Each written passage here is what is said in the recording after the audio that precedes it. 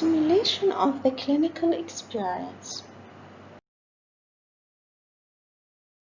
Learning objectives of this lecture are learning objective 1, reasons for simulation, why we need simulation, method used for simulating a real patient, simulated patients, simulator, manikins and model, virtual patients. Now, reasons for simulation. First, we need simulation because real patients may not always be available for clinical teaching. With changes in healthcare delivery, patients' stay in hospital are now shorter and they may be less willing to have repeated exposure to students. Second, a simulated experience can be made available to students at the most appropriate time to fit in with their learning program. That is not something can be done with real patients. With simulation, every student can receive a guaranteed and standard clinical skills.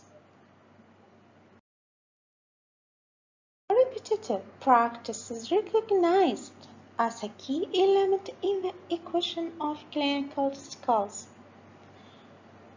Students are now introduced to clinical experience earlier in many curricula, and preparation on simulated patients and simulators has been shown to prepare them for their work with real patients. Trainee can be exposed to uncommon situations or rare clinical events that they may not encounter in their routine clinical experience. The management of crisis events can be practiced so that students are better prepared in case such events occur in real life. Students also can learn a procedure in a risk-free environment, and this is a very important point. Learner can make mistakes also without causing harm to patients. Simulation provides students with a motivating and engaging learning experience. Now, what are the methods used for simulating a real patient?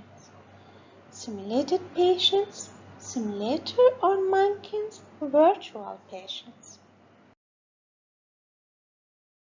Simulated patients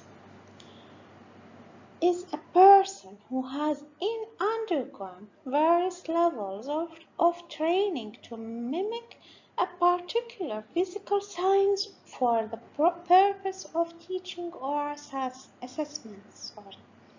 Students interact with simulated patients as though they are taking a history from a real patient. Uses of simulated patient. Teaching and assessing history taking and communication skills. This may include counseling a patient in a difficult or sensitive area such as cancer, where the use of real patient would be inappropriate. Teaching and assessing skills in physical examination. A significant advantage of simulated patient is that the patient can be trained to provide students with feedbacks about performance.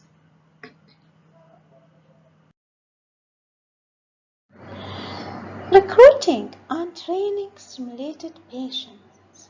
Simulated patients may be professionally trained actors, lay volunteers, or maybe they are healthcare professionals. Training takes time and effort.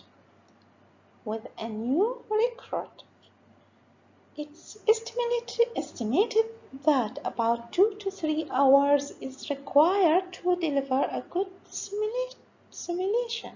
or to train a simulated patient. But real patients may be trained to present their history. And this is a good point.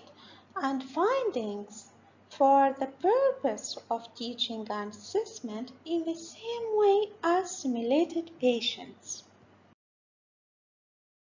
Simulators, manikins, and models have been used to simulate real patients in the teaching and clinical and practical skills and are now part of mainstream medical education. Simulators enable learners to practice patient care in a controlled and safe environment.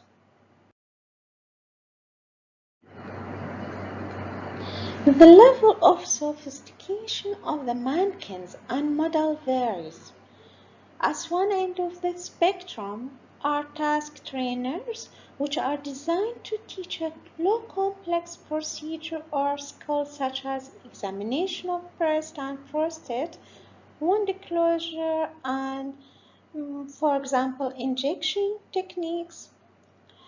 At the other end of that spectrum, there are sophisticated models such as Harvey, a life-size cardiovascular patient simulator that can be uh, depict a, a broad range of cardiac problems. In computer-enhanced manikins simulators, computers are integrated in whole or part body manikins controlling the model's physiology. The key features that contribute to simulators' educational effectiveness: provision of feedbacks, repetitive practice, individualized learning, capture of clinical variations, curriculum integration, a non-threatening environment, defined outcomes. Virtual patients are real patients simulated electronically. They can be used in interactive computer simulations or real-life scenarios. The virtual patient has two components. First, information about the patient, including history, physical findings, laboratory and other investigations, and the patient's progress. Second, the learner's interaction with the case. That's a very important component of virtual patient.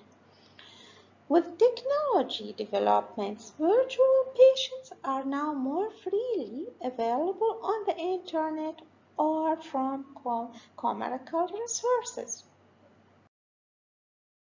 Uses of virtual patient.